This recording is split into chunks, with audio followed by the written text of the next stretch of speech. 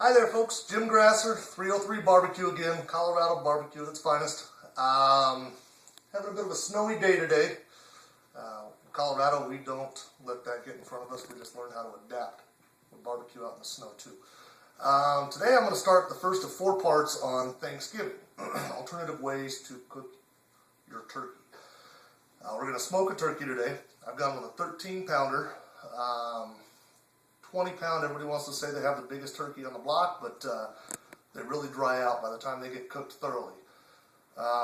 Before we get to that, my camera woman, my beautiful wife, has got a little bit of a sore throat. The weather's getting on her. So I figured since this would be the shortest of 4 segments, I would do a real quick hot toddy. She loves them.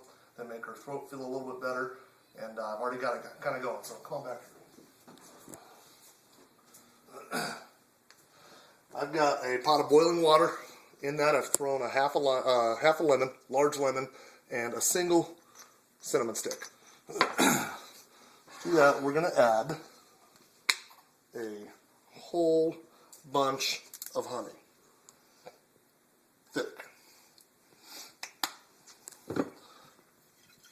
This stuff too, just a splash, maybe a shot or so. On that. Another cinnamon stick.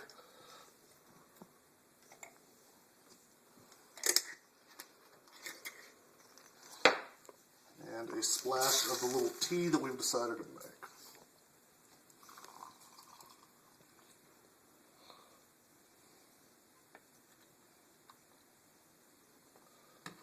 make. Hot toddy. Grab a spoon real quick. Stay on that. Spoon real quick. That boiling hot water or semi-boiling hot water is going to melt down that lemon or the honey. The honey's going to coat the throat. The lemon gives the vitamin C, and the whiskey makes you forget what you're having a problem with. So, there you go, sweetheart. Thank you. Hot toddies. So, now that we have that out of the way, let's get to turkey. Again, 13 pounder. The big ones are nice. I would rather cook 2 small ones than 1 big one. This was like a $9 turkey, and we haven't even hit the Thanksgiving Day sales yet. So, 13 pounds, they stay nice and juicy. A couple important things about turkey. A lot of the reason they dry out, there's this old farce that poultry has to be cooked to 180 degrees. That's not true. If you go to the United States Department of Agriculture, which I'm going to point my fingers here because there's going to be a link here at some point, it will tell you that dark meat is cooked fully at 165 degrees and white meat is cooked fully at 160 degrees. So what I'm going to end up doing, right when I throw it into the smoker, is take my little probe, showed you on the last episode, I'm going to stick it right into the joint here. This is typically the slowest cooking part of the turkey. So once that hits 165 degrees, I'm going to pull the turkey off. I'm going to wrap it up in aluminum foil and let it rest for the better part of 30 minutes to an hour. Let the juices really cool off. If you cut it before it rests, it will really, all your juice is just going to go everywhere. So let your food rest. Typically into my own spice rubs, I like to use my 303 rub. I've dubbed it 303. But in poultry, it's kind of a toss-up between my 303 rub and the Weber Kickin' Chicken. Good stuff, simple, really goes good on smoked turkey. So I've already opened up the package. One more note, brining turkeys. Your typical brine is a salt water solution.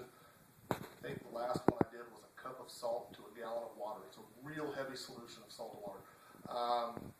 Salt, what it really does, your muscles use the salt to retain the moisture.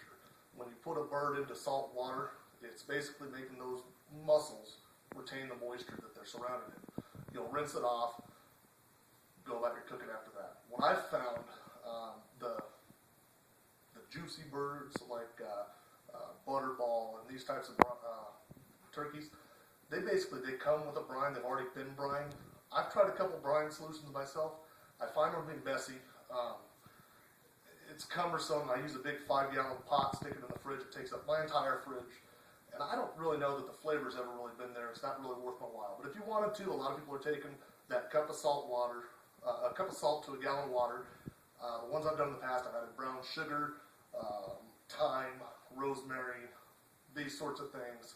You'll put the bird in there, you'll put that into a pot, boil it, and let it cool completely. Put your bird in there and let it sit overnight, maybe 2 days, something like that. I'm not going to hassle with that. I don't mind the birds as they are. So, this is my turkey. First thing I'm going to do is glove up. So I have some nice clean hands.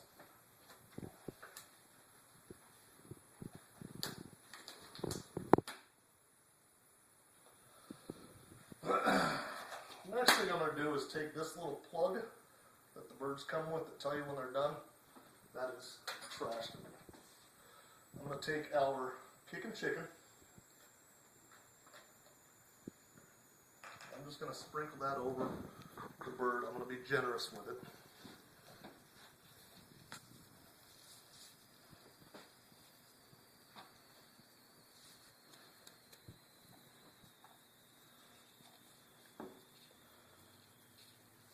We're not doing a traditional oven baked bird, so why use traditional oven baked spices?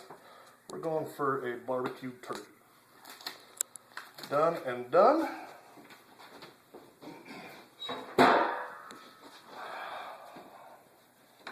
As promised, I'm going to take my little meat thermometer. I'm going to take this puppy right in to here. Drive it down. You want to avoid a bone. But you want to get good penetration into some real dark meat. I'm going to turn that on. I've already got my smoker. My smoker's cooking at 180 degrees right now. It's already preheated. I'll let my smoker go for a good 30 minutes before I actually throw food in. That way I can really stabilize the temperature. I'm going to go for about 4 hours at 180 degrees. Kick the temperature up to 225 degrees. Once it's at 225, I'm really going to start watching my monitor. Once this tells me I got 165 degrees, hour and a half, 2 hours at 225 degrees, we're done. So again, 4 hours at 180 degrees in the smoker, crank up the heat to 225. Once you hit 165 degrees, take that bird off, let it rest for an hour. I'm going to wrap it up in aluminum foil, and I'll see you on the next show.